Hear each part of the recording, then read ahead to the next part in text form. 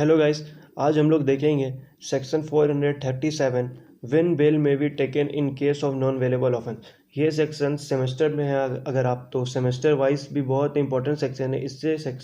Question set होती है exam में, और अगर हम इसे जुडिशरी व्यू से देखें तो वहाँ भी इस सेक्शन से बहुत क्वेश्चन आती है। तो आज हम लोग पढ़ेंगे कि when bail may be taken in case of non bailable offence section 437। तो ये सेक्शन कहता है when any person accused of or suspected of the commission of any non bailable offence is arrested or detained without warrant by an officer in charge of a police station or appear or is brought before a court other than the high court or court of session he may be released on bail. तो अगर कोई व्यक्ति है जो accused है, suspected है और गैर जमानती अपराध के अंदर, तो और उसको पुलिस अरेस्ट कर लेती है बिना वारंट के, और फिर कोर्ट के सामने वो अपीयर होता है या लाया जाता है high court or court of session को छोड़ के, तो उसको बेल पे छोड़ा जा सकता है। Such person shall not be released if there appear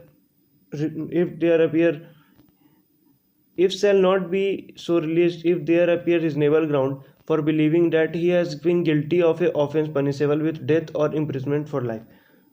जो ऑफेंसेस उसके अगेंस्ट लगे हुए हैं, जो चार्जेस पे लगे हुए हैं, वो ऑफेंसेस में जो सज़ा है वो सज़ाएं मौत है या उम्र कैद है, तो उस केस में उसको बेल पे रिलीज नहीं किया जाएगा। Such person shall not be so released if such offence is a cognizable offence and he had been previously convicted of an offence punishable with death, imprisonment for life or imprisonment for 7 years or more, or he had been previously convicted on 2 or more occasions of a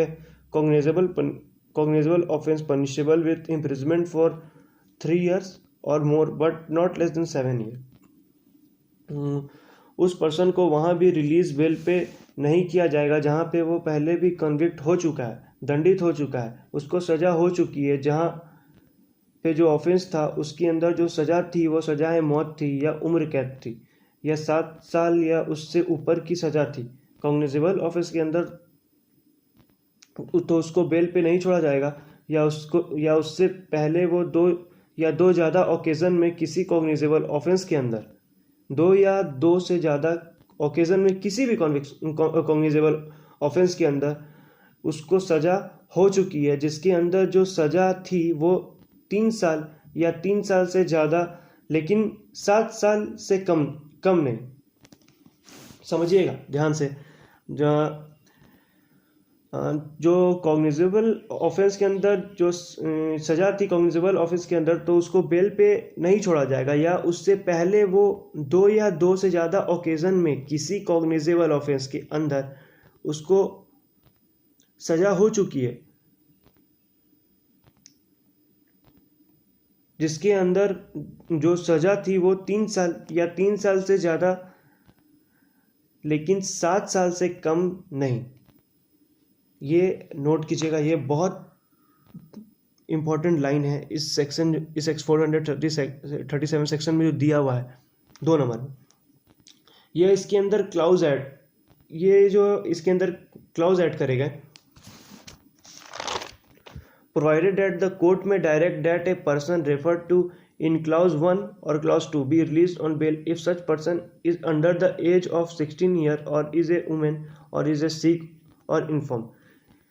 एक व्यक्ति है जिसकी उम्र 16 साल से कम है, या तो वो औरत है या बूढ़ा है या बीमार है, तो उस व्यक्ति को बेल दी जा सकती है इन सर्कमस्टांसेस में। Provided further that the court may also direct that a person referred to in clause 2 be released on bail if it is satisfied that it is just and proper so to do for any other special reason। न्यायालय को, court को ऐसा कोई और just reasonable reason लगता है तो किसी इस तरह के सर्कमस्टांसेस के अंदर कोर्ट बेल दे सकती है। Provided also that the more fact that an accused person may be required for being identified by witness during investigation shall not be sufficient ground for refusing to grant bail if he is otherwise entitled to be released on bail and gives an undertaking that he shall comply with such direction as may be given by the court. अगर खाली ये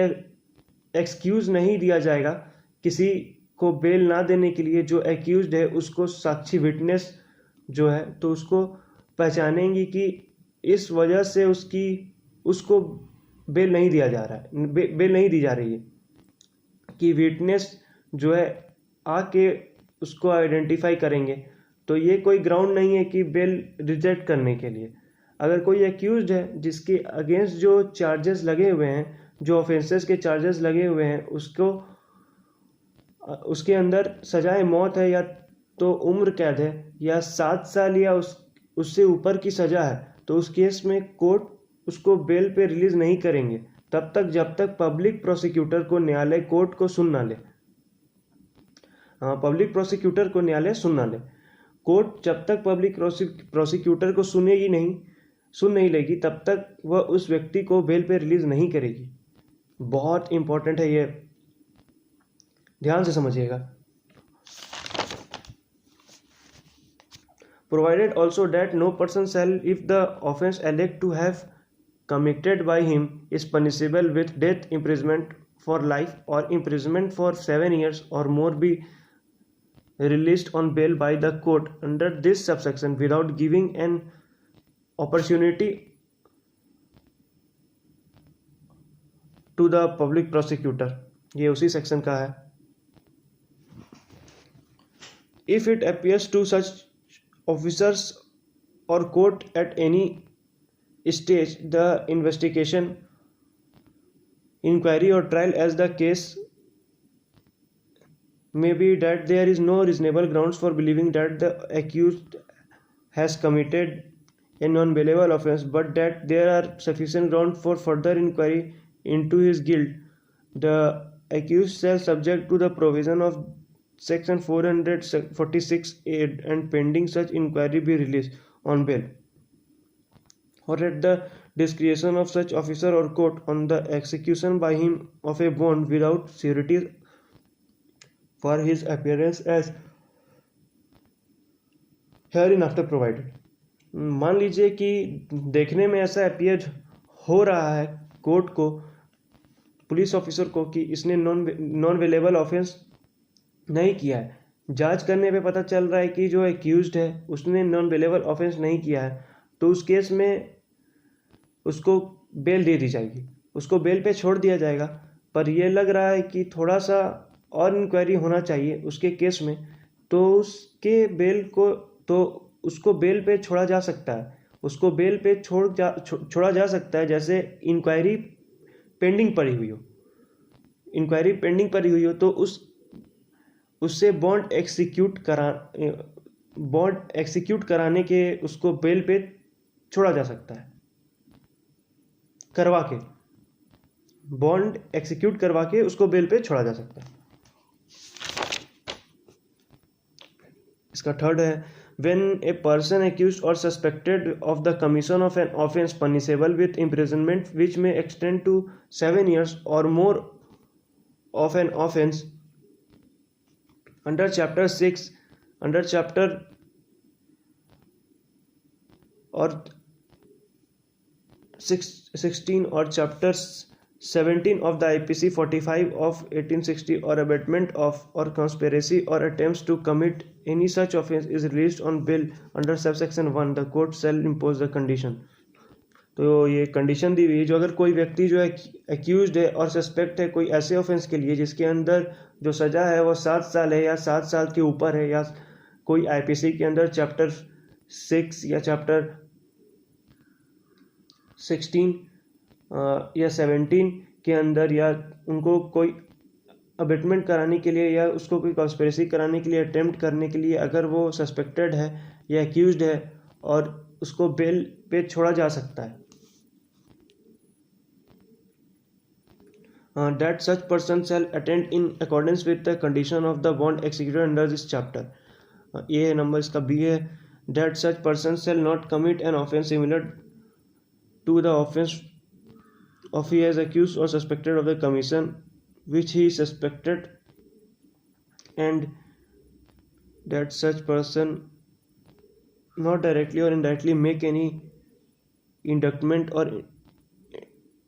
threat promise to any person acquainted with the facts of case so as to dissuade him disclosing such facts to the court or to any police officer or tamper with the evidence। तो ये तीन जो है ये यही कह रहे हैं कि इसका जो पहला है तो यहाँ कुछ चीज़ें दी गई हैं, उसको ओवरऑल पूरे तरीके से डिस्कस कर लेते हैं। जैसे कि शुरुआत में बताया गया था कि सेक्शन के अंदर कोर्ट का डिस्क्रिशन के ऊपर एक्यूज्ड को बेल पे छोड़ा जा सकता है। अब जब कोर्ट का डिस्क्रिशन आता है तो कोर्ट उसको अंदर कोर्ट उसके अंदर क्या क्या देखती है। अगर कोर्ट पर्सन को बेल पे छोड़ती है तो देखती है कि क्या जब इसकी ज़रूरत पड़ेगी, फिर से इसकी ज़रूरत पड़ेगी तो क्या एक्यूज जो है वो अपीयर होगा कोर्ट में, कहीं ये भाग तो नहीं जाएगा, कहीं इंडिया के बाहर तो नहीं चला जाएगा। कोर्ट ये भी देखती है, कोर्ट ऑल्सो सी कि जो ऑफेंसेस उसने किए हैं, जो उसके ऊपर आरोप लगे हैं, उसके अंदर ग्रेविटी है, वो कितने बड़े ऑफेंसेस हैं, कितने सीरियस ऑफेंसेस है, और जो एविडेंस आए होंगे कोर्ट के पास उस एविडेंस के बल पर कोर्ट ये कंसिडर करेगा कि एविडेंस को देख के थोड़ा भी रीजनेबल डाउट हो रहा है कि ये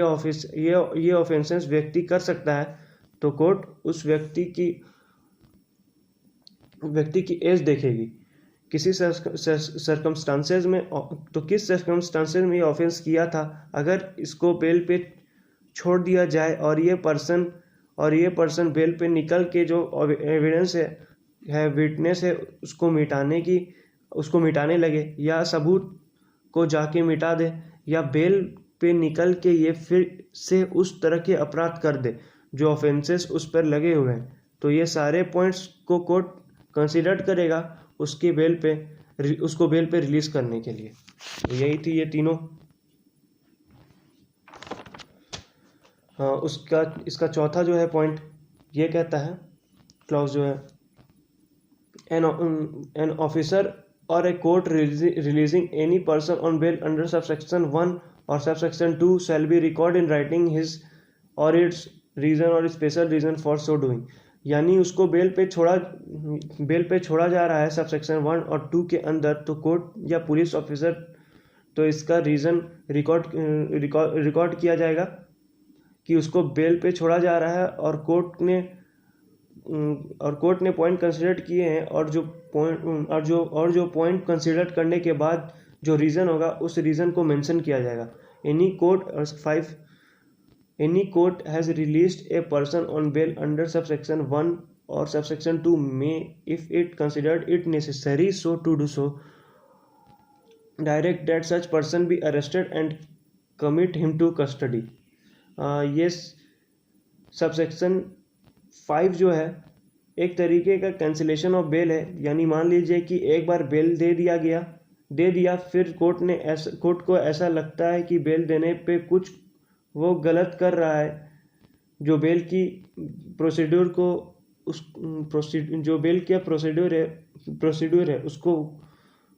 है उसको पर्सन पूरा नहीं कर रहा है, तो कोर्ट उसकी बेल को कैंसिल करके उसको फिर से अरेस्ट करवा सकती है। छठा, subsection 6, if in any case tribal by a magistrate the trial of a person accused of any non-bailable offence is not concluded within a period of 60 days from the first date fixed for taking evidence in the case, such person shall, if he is in custody during the whole of the said period, be released on bail to the satisfaction of the magistrate unless for reason to be recorded in writing the magistrate otherwise directs। अगर कोई case है जो वो tribal है magistrate के द्वारा, और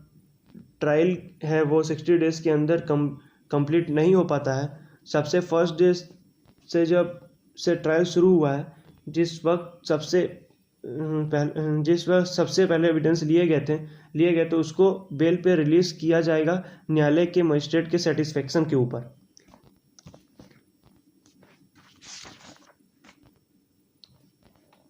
इसका सबसेक्शन 7 कहता है if at any time after the conclusion of the trial of a person accused of an unavailable offence and before judgment is delivered, the court is of opinion that there are reasonable grounds for believing that the accused